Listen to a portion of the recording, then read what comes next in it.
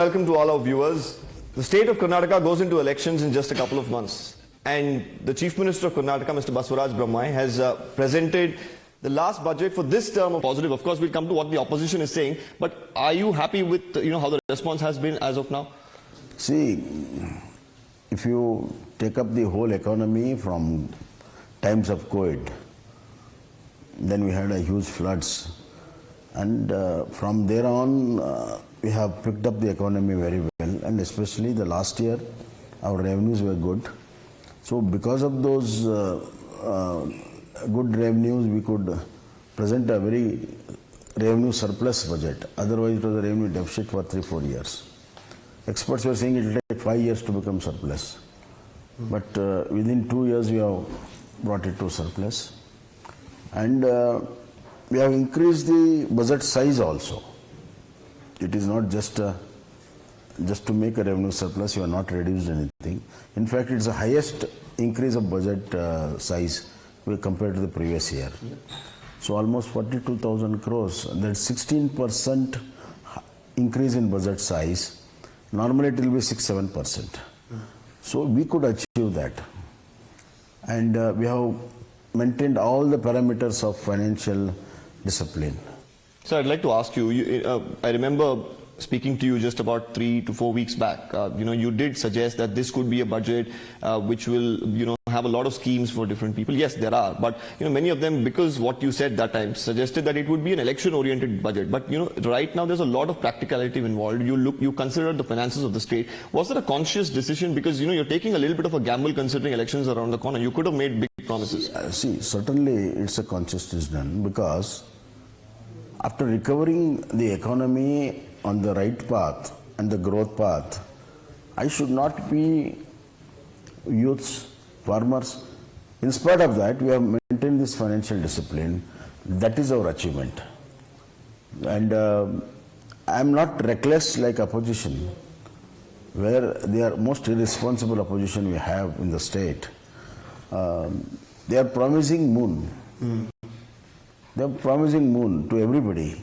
And even people know that it is not just possible. So they are desperate.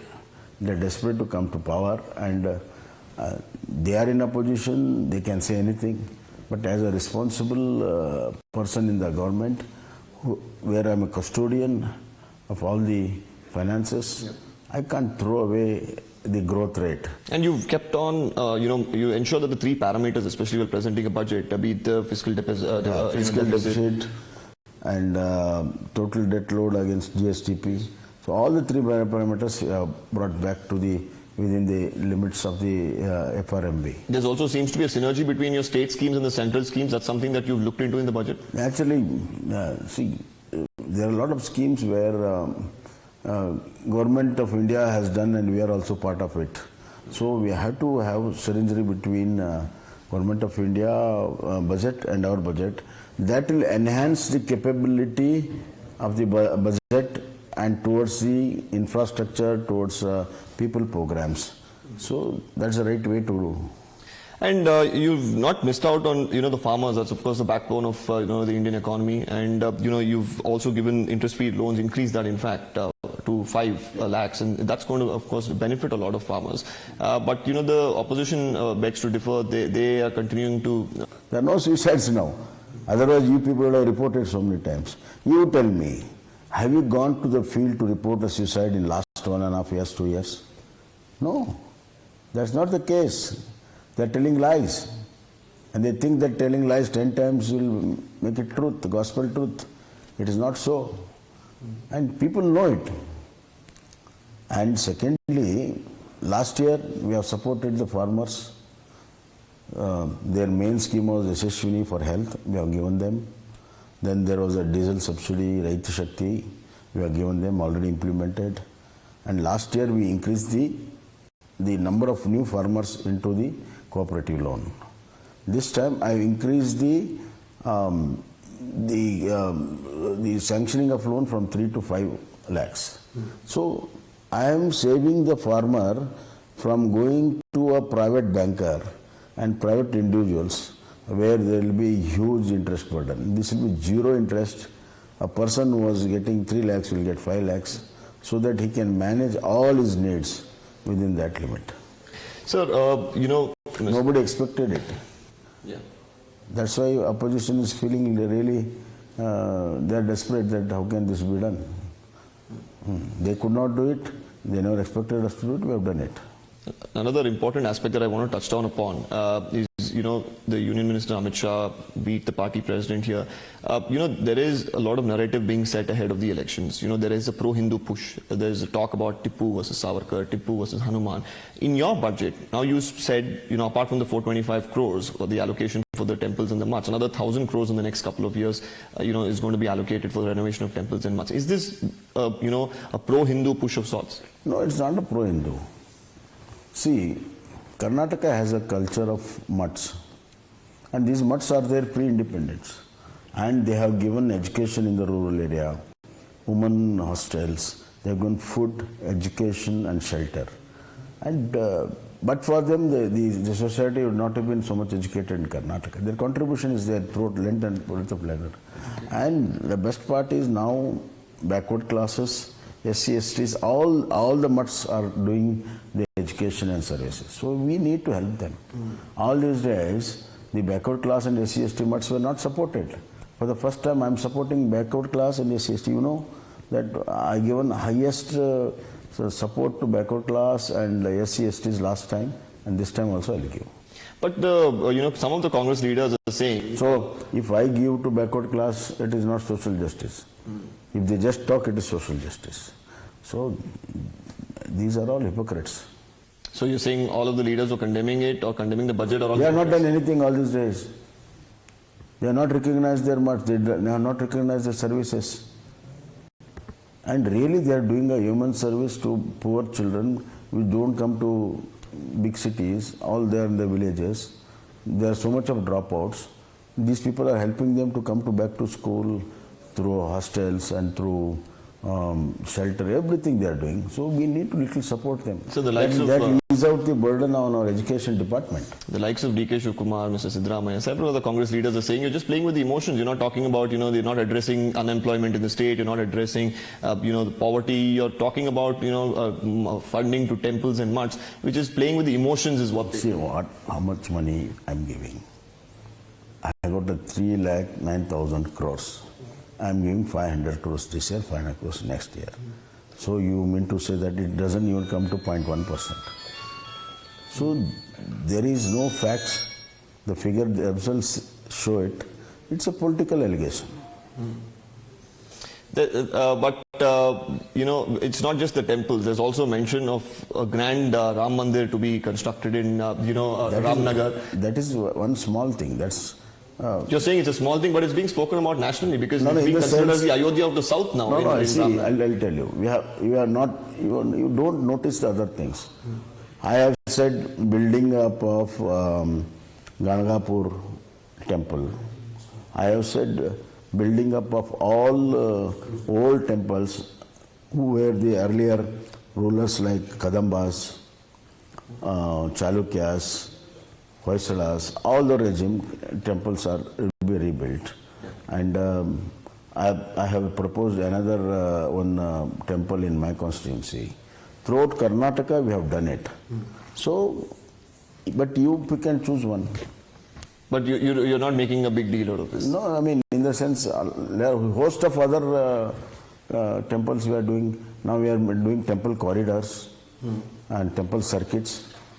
And you know that nowadays temple tourism has increased so much.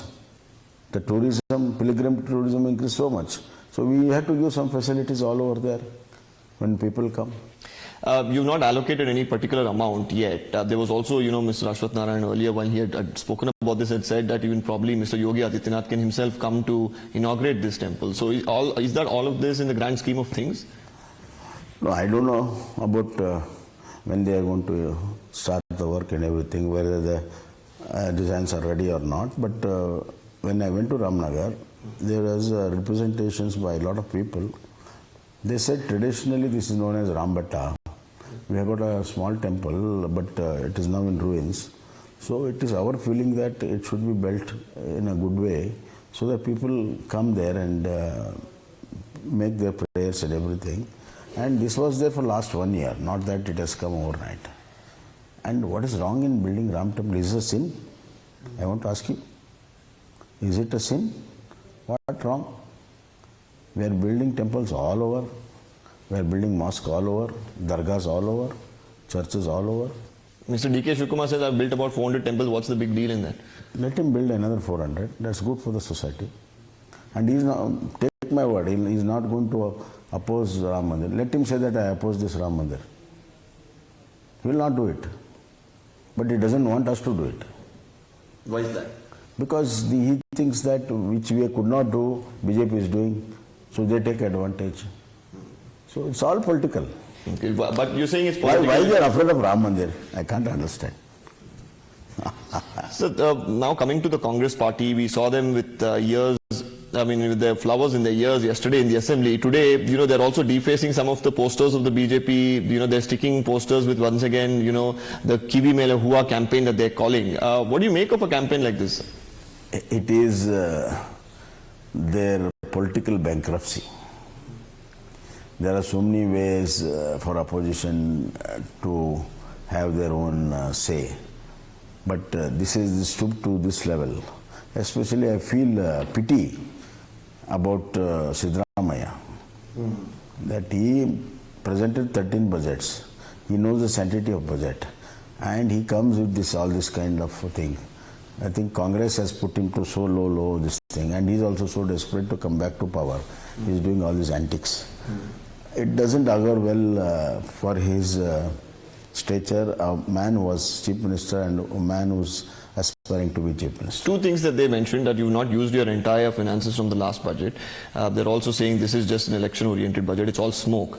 So to those particular charges, what would you like to say? See, we have given action taken report. More than 90% of our last year, these things are all government orders done, and they are in different phases. We are implementing them. And it's a record that highest number of revenue and capital expenditure has been done during the last year. Highest compared to all their budgets. They used to do 50%, 60% on the projects. 80% has been done, and these things all on record. So once again a false propaganda. So now Karnataka, of course, is a big player when it comes to boosting the economy of the country overall. So considering you presented your budget, I'd like to ask you some questions with the national perspective as well. Now, the American billionaire George Soros has made certain comments in the recent past. He's said that there will be a democratic revival in the country because of the Adani issue and things like that. Do you think that this is external interference really in our politics? People from other countries really making these sort of comments? Certainly, see, our Indian opposition leaders have blunted all their efforts. So they are not making even a small dent in the image of Honorable Prime Minister Narendra Modi or BJP. So they are trying to use the external people, institutions, and what is their credibility and what is their experience here. What is there? We have got a vibrant democracy already. We have got a vibrant parliament and vibrant state legislatures, a very well placed constitution, and rule of law is there. Our judiciary is much more stronger than their judiciary. These people talk about Indian democracy. There, the president directly appoints the judges. He appoints the judges for lifetime. Here, Supreme Court has got its own collegium to appoint judges. So it's a political appointment of judiciary there. So it's a politicization of judiciary. So in fact, I demand that first they should clean their house by making judiciary independent in America. I want an independent judiciary in America, not in the clutches of the politicians and the president. Till such time, they don't have any moral right to speak about our democracy. It's quite a sharp comment. So adding to that, I would like to ask I demand, let them look into their house first. And let them make judiciary independent and then see how many skeletons in their political closet comes out. And I know how the finances are worked and under whose dictate the whole things are done. And it is clear war on India through these statements, which we condemn. And we have got our own people to say everything. We got our own judiciary. Now judiciary is looking about it, everything. Yeah. We got an independent judiciary. And they got juris system there. More number, more manipulation can be done. First, let them clean their house. So you said that the opposition has ran out of all efforts to ammunition. But the vice president of this Open Society Foundation, he's Salil Sethi. Now he was marching alongside Rahul Gandhi in October during the Bharat Jodo. Now the information that has come in is that Open Society Foundation was actually founded by George Soros and has been functioning in India since 1998, and funding has been coming in. Do you see a link of sorts here, sir? Certainly. See, all these funders who come here, they come with the agenda. Now, Honorable Prime Minister Narendra Modi ji has kept a check on them. They are feeling the heat. There was no question asked where the money comes, for what purpose it comes, and whether it is pro-India or anti-India. Now everything has been checked. That's why the heat is on. Therefore, they are now crying it out. Okay. And certainly all these kinds of, many more are there. So during Congress regime, India was weakened by all this sort of people who were just praising them and get away with anything with India. They have weakened India. The UPA regime has weakened India so badly. And now, during COVID, after COVID, the economy is growing at 6.7%. So how can they tolerate it? So, but it was the NDA that, of course, made changes in the provisions of the FRCA in 2016-2018.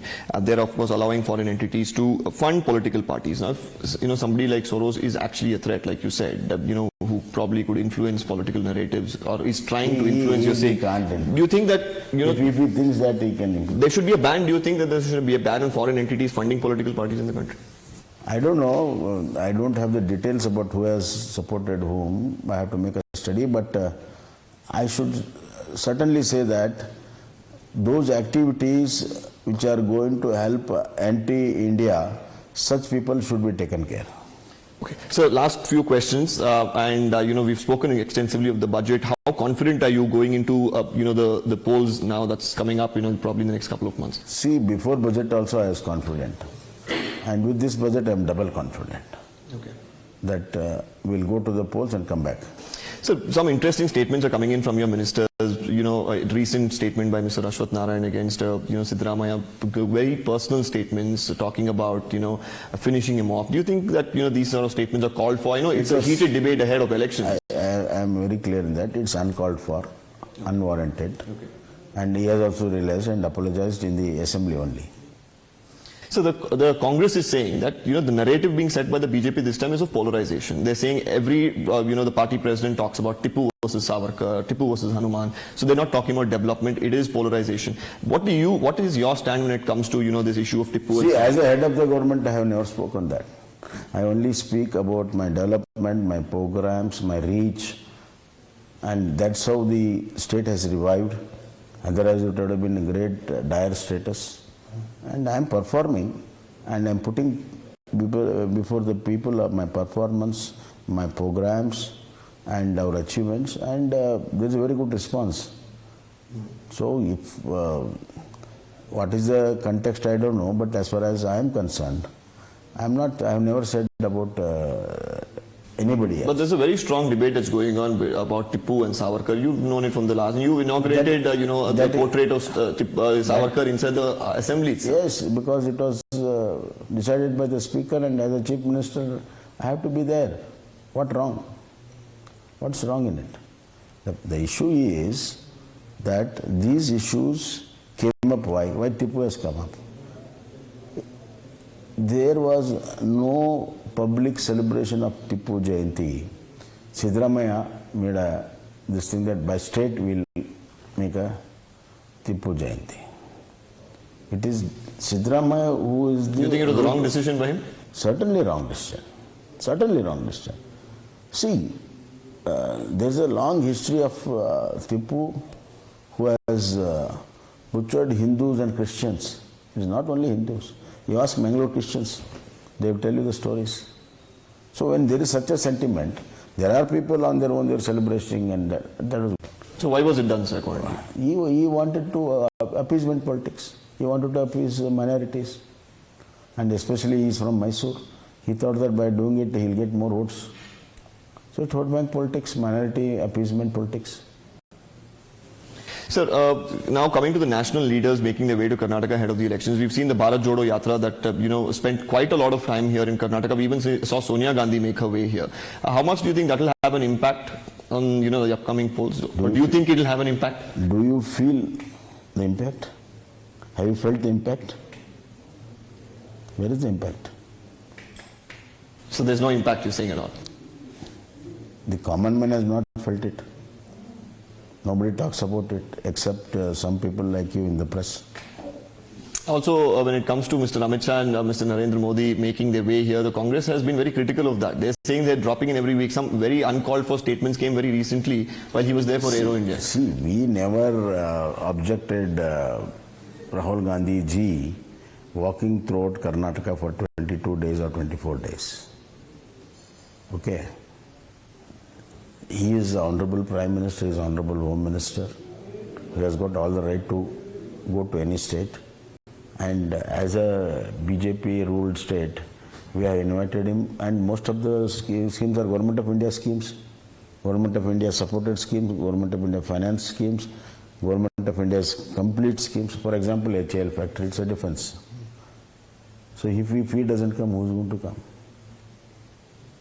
And that project which we inaugurated, SCADA systems in irrigation, it is completely supported by Government of India finances, 1,000 crores he has given. Do you think it's fear of the Congress, or do you think that this is just them taking political pot shots? What is it exactly? No, they are afraid of Narendra Modi ji always. You know that entire Congress, they only attack Narendra Modi, nobody else. And last elections also they did the same thing.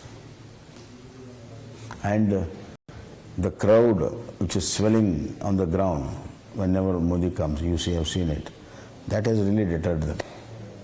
Sir, you've been kind enough to answer all our questions in detail. So finally, I'd like to ask you, because we're just a couple of weeks before probably the Election Commission announces its dates. How confident is the BJP looking right now? And we are absolutely confident and will come out with absolute majority. Well, that's the word from the Chief Minister. Thank you so much, sir, for making time for us. He says BJP is coming back with absolute majority. He also says that the budget presented by him is a practical one. It's financially viable and something that is just not for the sake of elections.